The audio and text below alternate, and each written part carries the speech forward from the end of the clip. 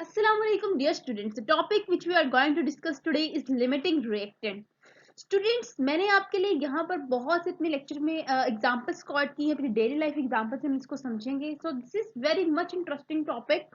लेकिन आपका इंटरेस्ट इस टॉपिक को मजीद इंटरेस्टिंग जो है वो बना सकता है. हम डेली लाइफ अपनी एग्जांपल से लिमिटिंग रिएक्टेंट को समझेंगे और इस टॉपिक को ज्यादा से ज्यादा इजी मेथड में समझने की कोशिश करेंगे.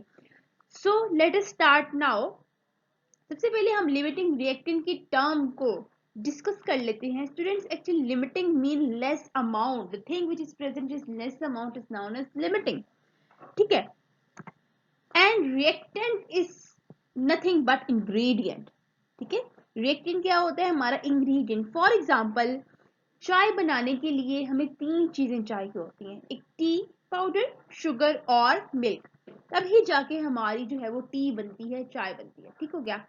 अब tea, sugar and milk are the reactant. They are the ingredients which are required for making tea, which are required for making our product. तो केमिस्ट्री में रिएक्टेंट हमारे क्या होते हैं? जो रिएक्ट करके, जो इंग्रेडिएंट हमारे होते हैं, रिएक्ट करके प्रोडक्ट हमें हमें देते हैं. ठीक है. तो limiting reactant is the reactant which is present in less amount. So limiting reactant से हमें पता चल गया the ingredient which is present in less amount or the reactant which is present in less amount is known as the limiting reactant.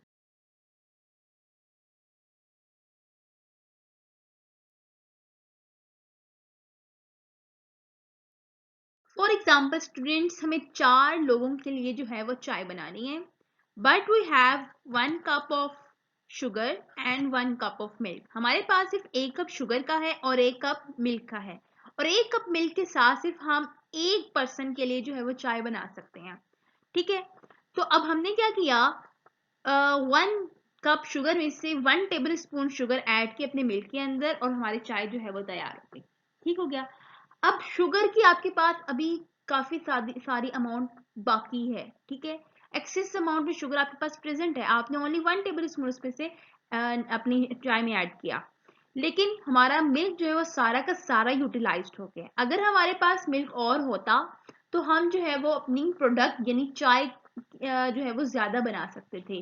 तो milk ने decide किया कि हमारी प्रोडक्ट कितनी बननी है. सो यहाँ पर जो मिल्क है वो चूंकि हमारे पास सारा का सारा यूटिलाइज्ड हो गया है और हमारे पास जो शुगर है वो भी एक्सेस अमाउंट में है.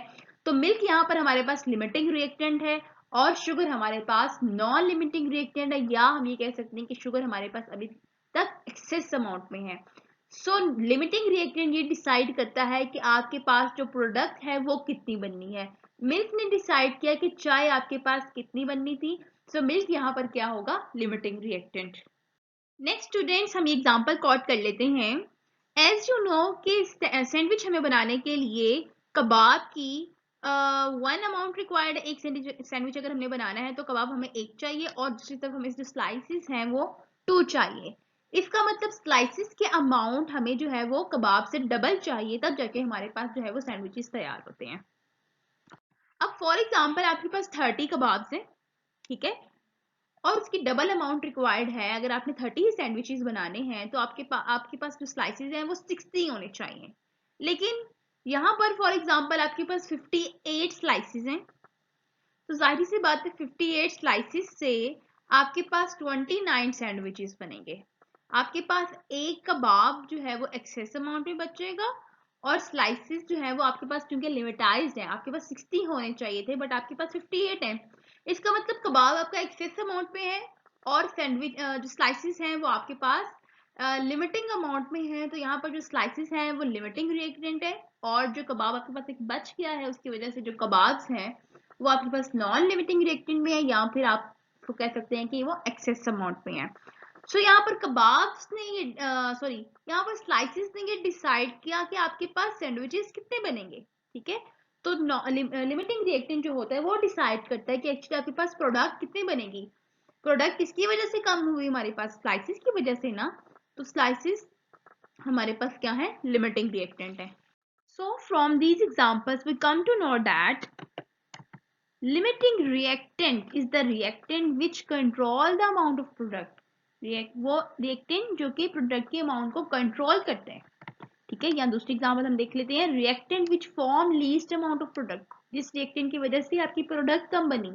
जैसे हमने बात की थी अपनी पिछली दो एग्जाम्पल्स में, मिल्क हमारे पास लिमिटिंग रिएक्टेंट था, और दूसरी एग्जाम्पल में हमने बात की थी कि स्लाइसिस, तो स्लाइसिस आपके पास लिमिटिंग रिएक्टेंट है। अब स्टूडेंट्स, लिमिटिंग रिएक्टेंट में एक और चीज हमें देखनी पड़ती है कि हमारा डिजायर्ड प्रोडक्ट क्या है और अंदर से बाय प्रोडक्ट क्या निकल रहे हैं। फॉर एग्जांपल, फोटोसिंथेसिस के प्रोसेस में कार्बन डाइऑक्साइड और वाटर मिलकर क्या बनाते हैं, ग्लूकोज, ऑक्सीजन, और अगेन वाटर के मॉलिक्यूल, 6 मॉलिक्यूल जो है वो रिलीज होते हैं। लेकिन यहाँ पर हमारे पास जो ग्लूकोज था वो हमारे पास डिजायर्ड प्रोडक्ट था, बाकी सारे जो है वो बाय प्रोडक्ट है। तो ग्लूकोज ही हमारी रिक्वायर्ड अमाउंट है। अब ये यहाँ पर दो रिएक्टेंट्स कार्बन डाइऑक्साइड और वाटर मिलकर ये डिसाइड कर रहे हैं कि एक्चुअली ग्लूकोज की अमाउंट कितनी बन रही है। तो यहाँ पर ग्लूकोज हमारा डिजायर्ड प्रोडक्ट है, बाकी सारे जो हमारे पास ऑक्सीजन और वाटर जो प्रोड्यूस हो रहे हैं वो हमारे पास बाय प्रोडक्ट में शामिल होने। जब हम लिमिटिंग रिएक्टेंट की बात करते हैं तो हम ये देखते हैं कि एक्चुअली जो हमारा डिजायर्ड प्रोडक्ट है वो कितना बन रहा है। ठीक हो गया। अब फॉर एग्जांपल नेक्स्ट हमारे पास है finding limiting reactant. Limiting reactant को किस तरह फाइंड आउट किया जाए, मैंने पिछले आपके साथ जो एग्जांपल इसीलिए रिकॉर्ड की थी कि आगे वाले जो स्टेप्स हैं हम इसको इसी तरीके से समझ सकें। Convert moles into mass. सबसे पहले हमें जो मोल्स रिक्वायर्ड हैं, हमारे पास किसी भी सब्सटेंस अगर मोल्स रिक्वायर्ड है, नंबर ऑफ मोल्स, तो सबसे पहले हमें इसको मास में कन्वर्ट करना है। नेक्स्ट है comparison of reactant and product. Product और रिएक्टेंट का हमने कंपैरिजन करना है। नेक्स्ट है जी लीस्ट प्रोडक्ट, कि हमने ये फाइंड करना है कि कौन सा रिएक्टेंट, कंपैरिजन करके हमने ये फाइंड आउट करना है कि कौन सा रिएक्टेंट जो है वो प्रोडक्ट की अमाउंट को कंट्रोल कर रहा है। जैसे हमने मिल्क एंड शुगर में देखा था कि मिल्क प्रोडक्ट की अमाउंट को कंट्रोल कर रहा है, मिल्क की वजह से प्रोडक्ट हमारी कम बन रही है।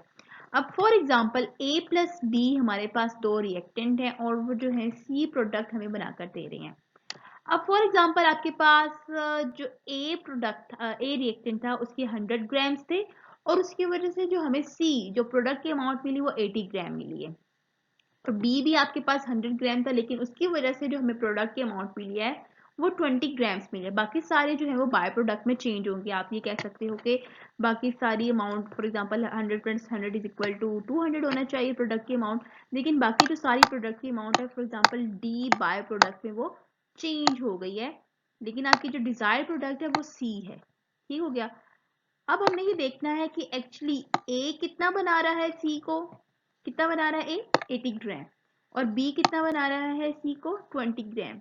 तो यहाँ पर बी जो है वो प्रोडक्ट की अमाउंट को कंट्रोल कर रहा है, बी की वजह से जो है प्रोडक्ट हमारी कम बन रही है, 20 ग्राम हमारे पास प्रोडक्ट आ रहा है। तो इसका मतलब बी हमारे पास जो है वो लिमिटिंग रिएक्टेंट है, क्योंकि इसकी वजह से हमारी प्रोडक्ट है वो जो है वो लीस्ट अमाउंट में बन रही है।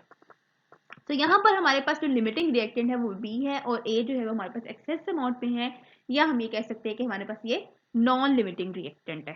अब जैसे स्टूडेंट्स हमने पिछली स्लाइड में जो है वो स्टेप्स डिस्कस किए कि हमने कैसे लिमिटिंग रिएक्टेंट को फाइंड आउट करना है। सबसे पहले हमने मोल्स को मास में कन्वर्ट करना है, और उसके बाद हमने रिएक्टेंट एंड प्रोडक्ट का जो है वो कंपैरिजन करना है, और फिर हमने ये फाइंड आउट करना है कि एक्चुअली कौन सा रिएक्टेंट है वो लीस्ट अमाउंट ऑफ प्रोडक्ट बना रहा है, तो वही हमारे पास लिमिटिंग रिएक्टेंट होगा। अब यहाँ पर हमने कंपैरिजन एक्चुअली किया हुआ है, मोल्स को मैथ में कन्वर्ट नहीं किया, उसको हम आगे फर्दर अपनी जब एग्जांपल्स करेंगे तो उसको हम देख लेंगे।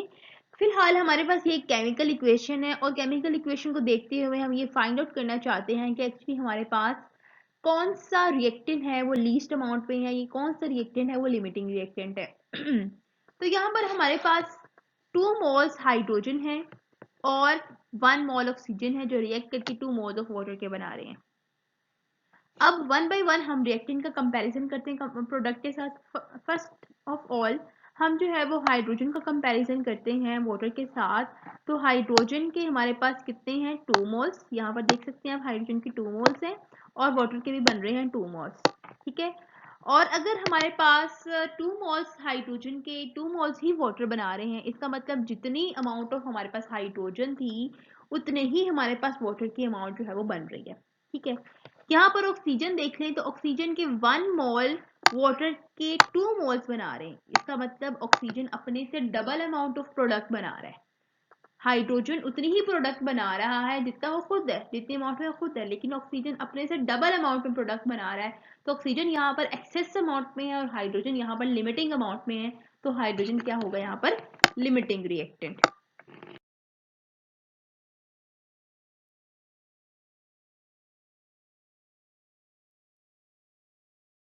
अब यहाँ पर स्टूडेंट्स हम अपने लेक्चर की थोड़ी सी समरी कर लेते हैं। सबसे पहले हमने जो है वो डेफिनेशंस को देखा कि what is actually limiting reactant. उसमें हमने देखा the reactant which control the amount of product is called limiting reactant. इसके अलावा हमने एग्जांपल्स को देखा जिसमें हमने मिल्क की एग्जांपल ली थी, ब्रेड की एग्जांपल ली। इसके अलावा मैंने आपको एक केमिकल इक्वेशन की एग्जांपल दी थी जिसको आप अपनी जो है वो पेपर में रिकॉर्ड कर सकते हो। इसके अलावा हमने how can you find limiting reactant, या आप ये कह सकते हो how can we identify the limiting reactant. उस पर हमने जो है वो स्टेप्स देखे थे। ठीक है, हमने किस किस किस स्टेप को हमें फॉलो करना चाहिए अगर हम ये फाइंड आउट करना चाहते हैं कि actually which reactant is the limiting reactant. दूसरी तरफ हमने जो है वो केमिकल इक्वेशन की मदद से हमने ये लिमिटिंग रिएक्टेंट को आइडेंटिफाई किया था कि हम एक केमिकल इक्वेशन को ओनली देखते हुए कैसे फाइंड आउट कर सकते हैं कि इसमें से लिमिटिंग रिएक्टेंट कौन सा है। आई होप स्टूडेंट्स कि आपको सब पॉइंट्स क्लियर हो गए होंगे। अगर आपको कोई पॉइंट क्लियर नहीं हुआ, you can easily ask me in the comment box. Thank you so much. Allah Hafiz.